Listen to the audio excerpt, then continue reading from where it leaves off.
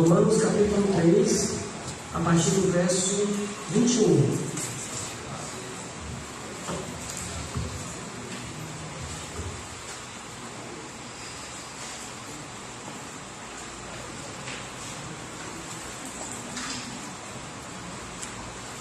Tem essa projetada aí, eu vou ler conforme está aquela tradução aí. Mas agora se manifestou sem a lei a justiça de Deus, tendo o testemunho da lei e dos profetas. Isto é, a justiça de Deus pela fé em Jesus Cristo para todos e sobre todos creem, porque não há diferença. Porque todos pecaram e destituídos estão da glória de Deus. Até ali. Pai querido, em nome de Jesus, que o Senhor continue a falar aos nossos corações agora por meio da palavra. Assim eu oro e creio. Amém. Os irmãos podem se sentar?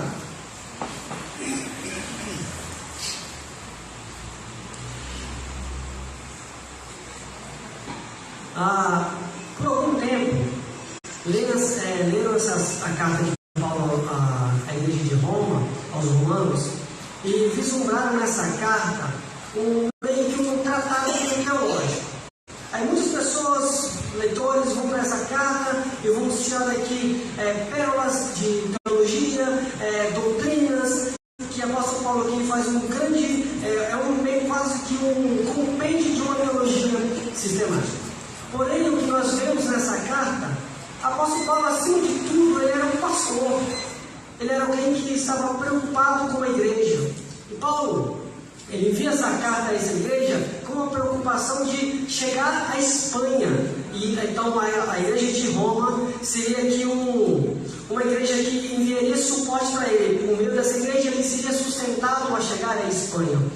Então Paulo tem notícias dessa igreja de que há alguns problemas também de relacionamento sobre questão de salvação, sobre gentios e judeus. Uns se achavam superior aos outros. Então Paulo envia essa carta à igreja com uma preocupação missionária e também com uma preocupação pastoral. Então, acima de tudo, nós devemos ler essa carta com o teor pastoral de alguém que está preocupado com a situação que está passando nessa igreja.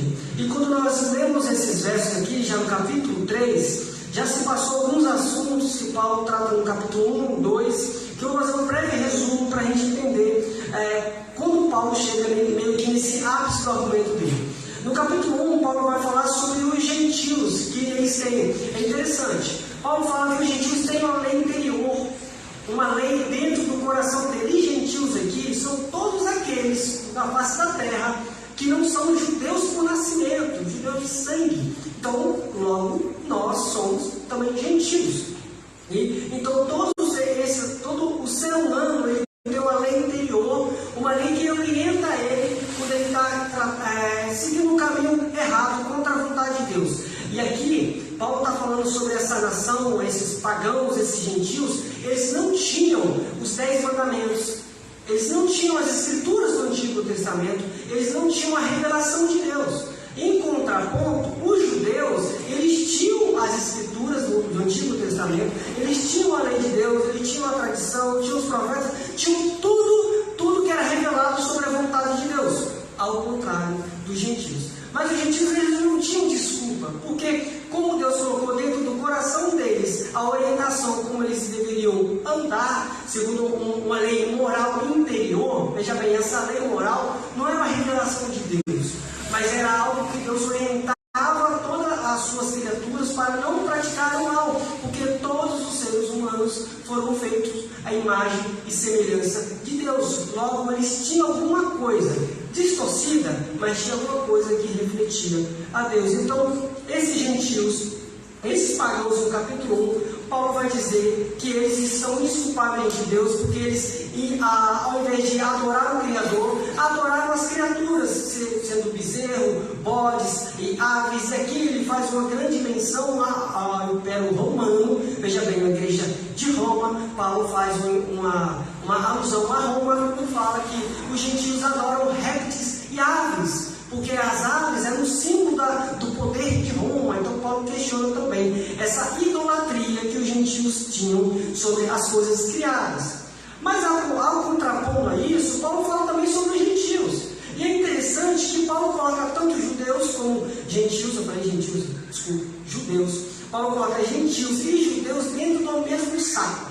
Por quê? Em que sentido? Porque se os gentios tinham uma lei interior, os judeus, como eu já disse, tinham uma lei externa e também interior. Eles tinham a revelação de Deus, as escrituras do Antigo Testamento que orientavam os caminhos que eles deveriam andar, a forma que eles deveriam obedecer a Deus. E Paulo fala no capítulo 2, mais ou menos o seguinte: você que diz que não é para roubar, mas rouba. Paulo está falando sobre os gentios, os judeus, porque eles sabiam que não poderiam roubar e tinha a revelação de Deus. Mas os judeus orientavam que as pessoas não deveriam roubar, e eles não furtavam, mas eles roubavam de uma outra forma dentro do coração.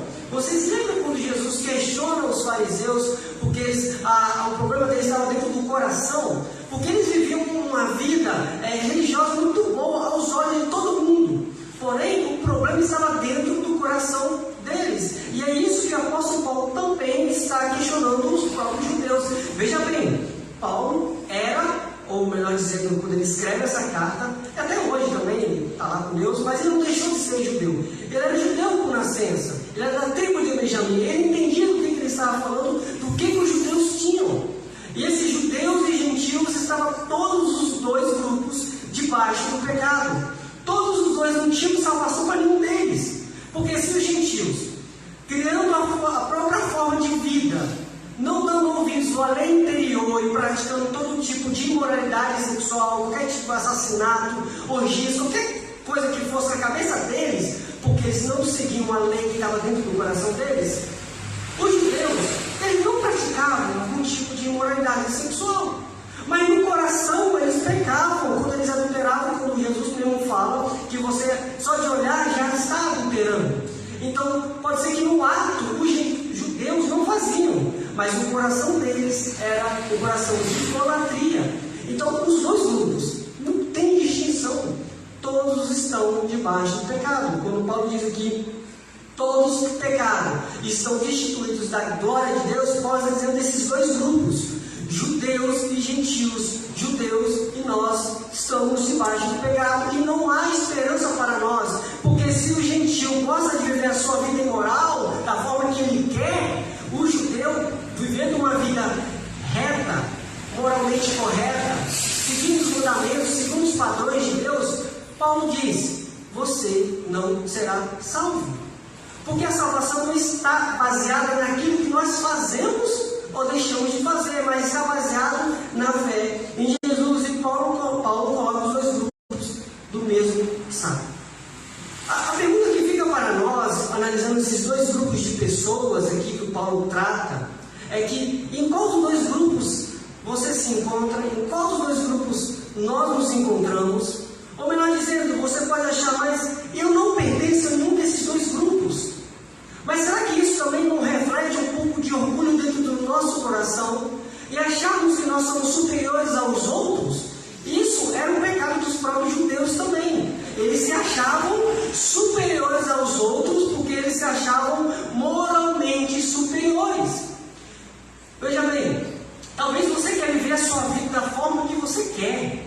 Você não quer, você vem para a igreja simplesmente para meio que... Eu fazia isso, eu te entendo, eu fazia isso antes de ter um encontro com Jesus. Eu praticava a semana toda longe de Deus. Chegava no domingo, aquele pensamento máximo: eu vou para a igreja porque, sabe, né? Vamos lá adorar a Deus, vamos estar na presença. Quem sabe dar aquela aliviada, dar um pouco de... dar um reset, ou se a dívida está 100, cai para 50, aí depois da semana eu volto, peguei demais, vou ter que voltar para a igreja, vou ter que ir lá, eu pedi até um pastor orar por mim, porque assim vai que melhora a minha vida e tal. É um tipo de pensamento da seguinte forma: Deus existe, Deus sabe que eu estou pecando, e eu sei que eu estou pecando, mas eu quero viver para Deus, eu vou viver da forma que eu quero, e vou pecar da forma, vivendo assim mesmo. Esse era o tipo de pensamento dos gentios, que não queriam seguir a Deus. Eles olhavam para os céus, viam que existia um Criador, mas eles adoravam a criatura. Mas quando nós olhamos para os judeus, eles sim conheciam a Deus. Eles tinham uma revelação de Deus. Eles entendiam, eles aprenderam desde pequenininho o quem é Deus. Mas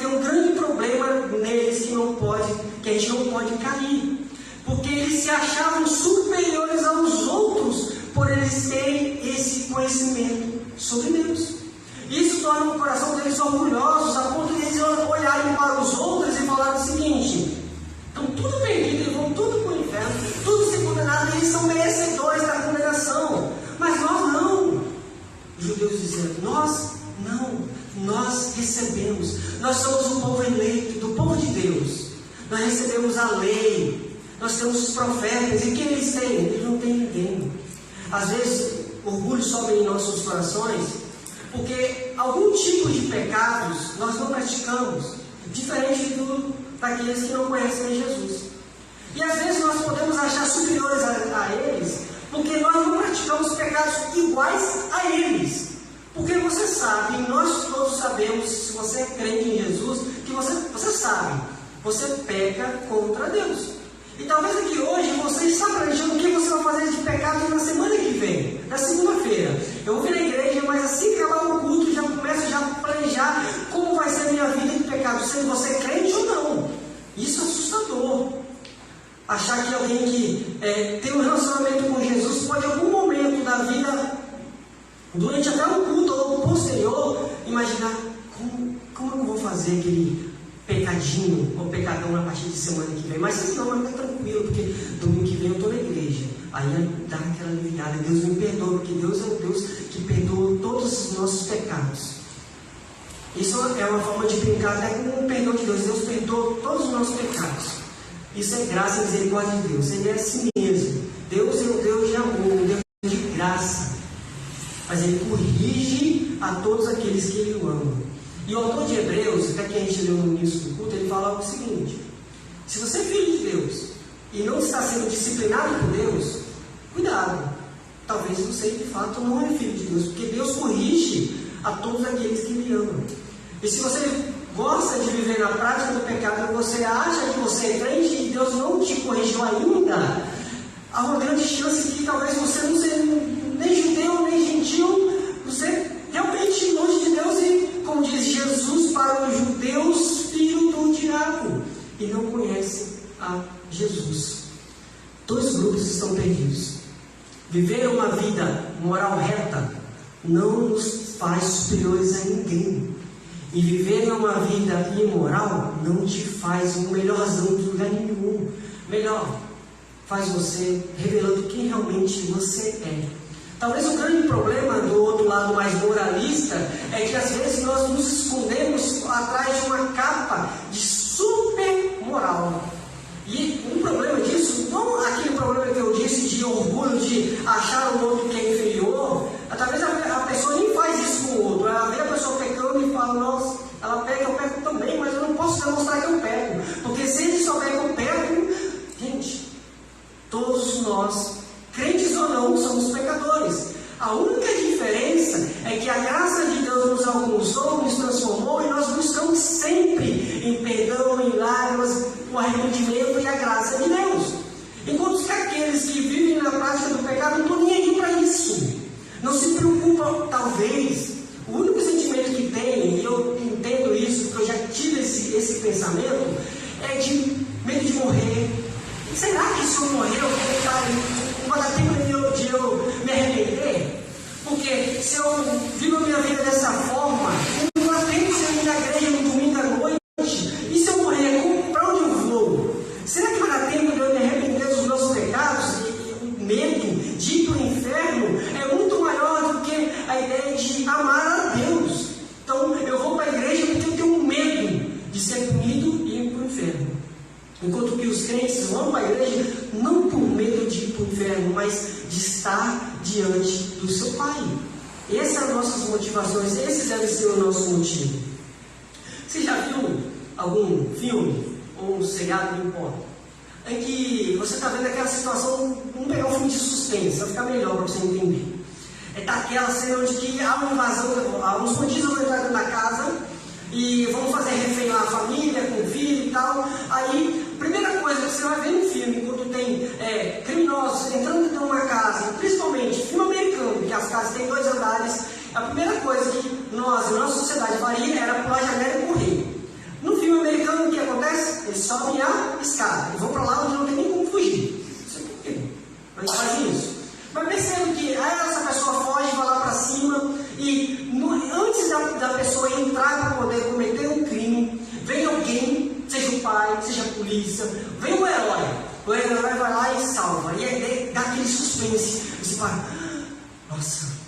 salvação, teve escapatória.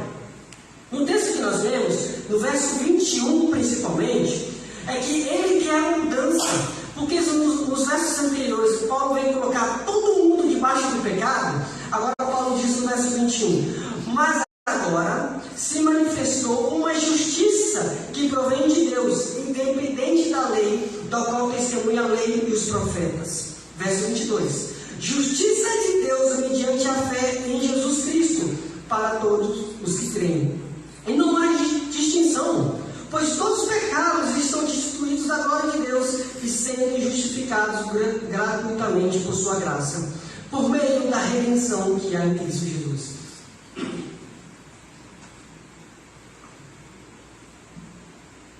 Paulo, depois de colocar todo mundo debaixo do pecado, e o leitor vai lendo essa carta lá, a igreja de Roma, os irmãos de Roma, vão lendo, nossa, sou tão ruim assim?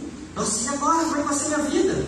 Meu Deus, quem sou eu? Não, mas eu não sou assim, Paulo, eu sou melhor. Não, mas eu sou assim mesmo, eu sou pecador mesmo. Aí chega, mas tá, eu sou pecador, e agora? Aí vem o verso 21. Mas agora se manifestou uma justiça que provém de Deus. Se todos nós somos pecadores, se todos nós estamos debaixo do pecado, e se não há nada em nós, a salvação, a graça deve vir de alguém de fora de nós. Não existe algo em nós que possa prover algum tipo de melhora em nós mesmos. Esse ato tem que vir de fora. E quando Paulo diz, mas agora se manifestou uma justiça que provém de Deus, quando ele fala que provém de Deus aqui, não é de ações humanas, não é de natureza humana nenhuma, é simplesmente do Deus, vem dele para nós. A relação de Deus com a gente, a relação de Deus com a humanidade, sempre é a humanidade fugindo de Deus, e sempre é Deus indo atrás das suas criaturas. É Deus que provém uma salvação para essas pessoas. Se você se entende como alguém pecador e miserável, não fique amedrontado, porque agora se manifestou uma justiça que vem de Deus. Quando Paulo fala aqui de justiça, é porque nós não temos como produzir uma justiça reta, porque nossas obras são imorais, nossas obras estão manchadas pelo pecado, mas a justiça que vem de Jesus, ela é reta, santa e pura.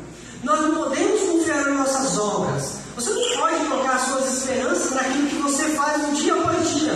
Você deve colocar a sua esperança naquele que viveu uma vida reta, santa e justa diante de Deus e não cometeu nenhum pecado, porque a nossa fé está baseada nele. E é interessante quando a gente fala assim que nós somos salvos pela fé. Perceba, a salvação, todos nós concordamos, ela é um processo. Mas por que em algum momento nós usamos a fé somente no início da salvação e começamos a criar mecanismos depois da salvação? Porque nós começamos a confiar em nossa justiça, porque nós nos tornamos maduros, nós nos tornamos orgulhosos, e agora nós olhamos mais ou menos para a gente e falamos o seguinte: nossa, como eu sou bom, Deus escolheu a pessoa certa, porque se fosse outra pessoa, coitado, mas eu sou bom. Nós começamos a confiar a nossa salvação em nós mesmos. Mas a salvação, como foi dito aqui no início desse culto, e como é dito nas Escrituras, é pela fé. Isso era um processo, do início ao fim, baseado na fé em Jesus. Não é aquilo que eu faço ou deixei de fazer que vai me tornar aceito diante de Deus. Isso é escandaloso, porque a gente procura de alguma forma atrair Deus. Deus, olha para mim, veja como eu sou uma pessoa reta e obediente. Gente, obedecer a Deus é um deleite, é graça, é uma forma de agradecer o que Deus tem feito por nós. Mas a nossa obediência, nós não fazemos isso porque nós queremos atrair alguma coisa de Deus. Nós não fazemos isso porque nós nos achamos superiores, mas nós fazemos isso porque nós somos salvos. Quando você começa a obedecer para conseguir algum favor de Deus, nós nos tornamos orgulhosos e achamos, olha que interessante, nós começamos a achar que Deus deve alguma coisa a nós.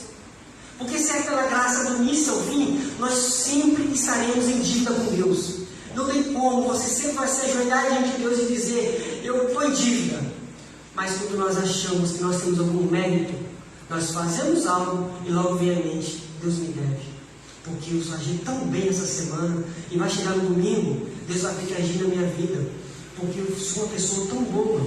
Mas quando nós entendemos que é pela graça, do início ao fim, nós estamos em débito com Deus o tempo todo. Não importa o que nós viemos a fazer, você está em dívida com Deus do início ao fim. Mas isso não é um problema.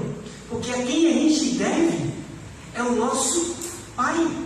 É aquele que nos ama, aquele que enviou o seu Filho a morrer por nossos pecados. E isso é graça. Ficar em dívida com alguém que te ama não tem problema nenhum. Porque Ele vai sempre olhar para a gente com olhar de amor, um olhar de graça. E esse Deus que nos resgatou, Ele nos chama a fazer o que Paulo está fazendo quando ele enviou essa carta. Paulo enviou essa carta com um objetivo missionário, de ajudar pessoas que estavam presas no pecado. Porque no verso que nós lemos, diz assim o seguinte: pois todos os pecados estão destituídos da glória de Deus, sendo justificados gratuitamente por sua graça, por meio da redenção que há em Cristo Jesus.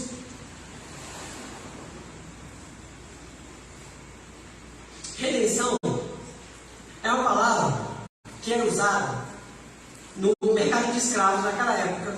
Quando a pessoa ia comprar um escravo, a transação, a ideia de redimir, a ideia de compra, traz essa ideia de escravo.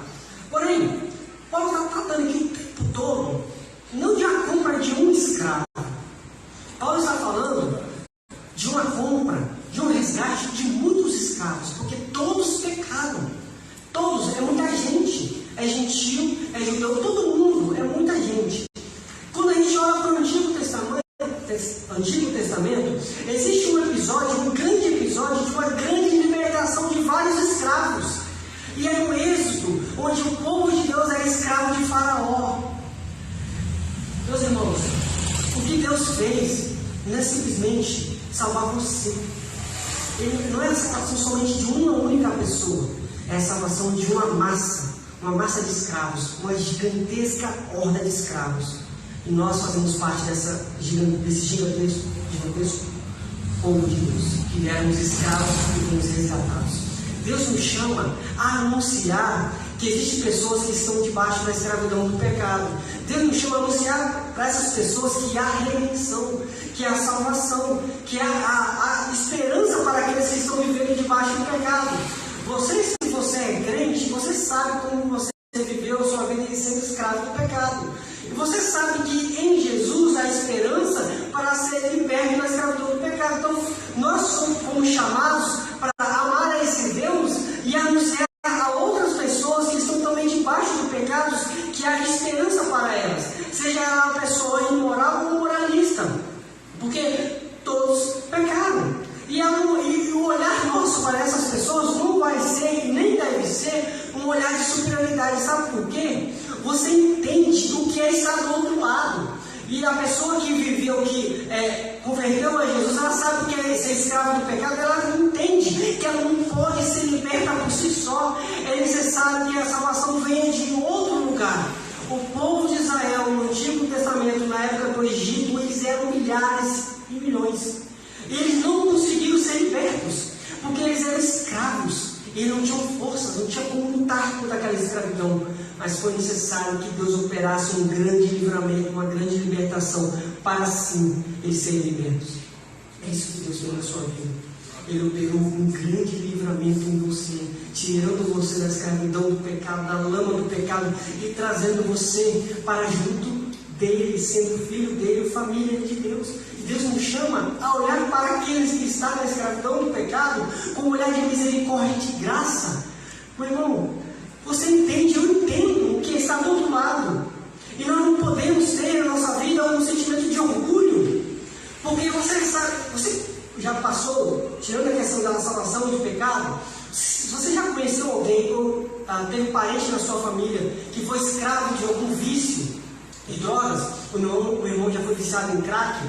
Gente, não tem como eu chegava para ele e falava, você tem que parar com isso. Mas não vai parar, porque é um vício e está controlando todo o seu organismo. Tanto que quando a pessoa para, deve fazer um tratamento químico de lavagem, porque o corpo está dependente daquilo.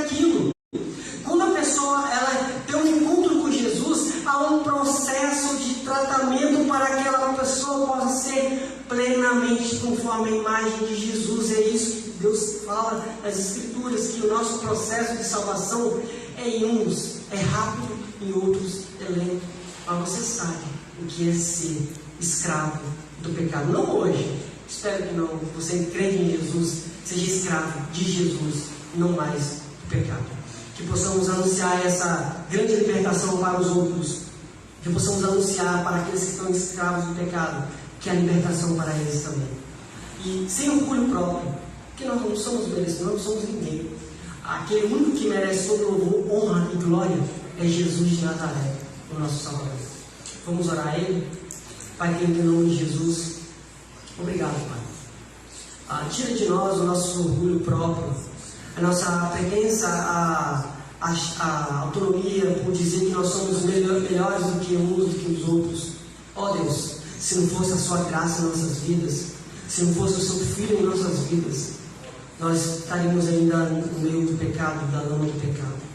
Mas como é o Senhor nos resgatar, nos redimir, nos trazer para perto de Ti e nos fazer filhos do Senhor, nos entrar na sua família, meu Pai. Ó Pai querido, que possamos anunciar para aqueles que estão na escravidão do pecado que há libertação, que há salvação, que há esperança, que eles não precisam ficar dependentes, que não precisam ficar todas as semanas se embriagando, se drogando, vivendo uma vida dissoluta, vivendo na prática da moralidade sexual. Eles não precisam, Senhor Deus. É possível ter prazer, é possível ter graça diante de Ti, Senhor Deus. Ó Pai querido, se há algum aqui crente, Pai, que luta, que está com dificuldades, que o Senhor possa estar dando força para ele. E se há algum aqui descrente, que ainda não crê no Senhor, que o Senhor possa estar tocando o coração, para que ele possa olhar para a cruz e enxergar ali que todos os pecados foram perdoados. Ó Pai, obrigado por tudo. Abençoa essa igreja, a liderança dessa igreja, abençoa o pastor que está de férias, abençoa cada um de nós, Deus, com a sua doce e eterna presença. Obrigado por tudo. Em nome de Jesus.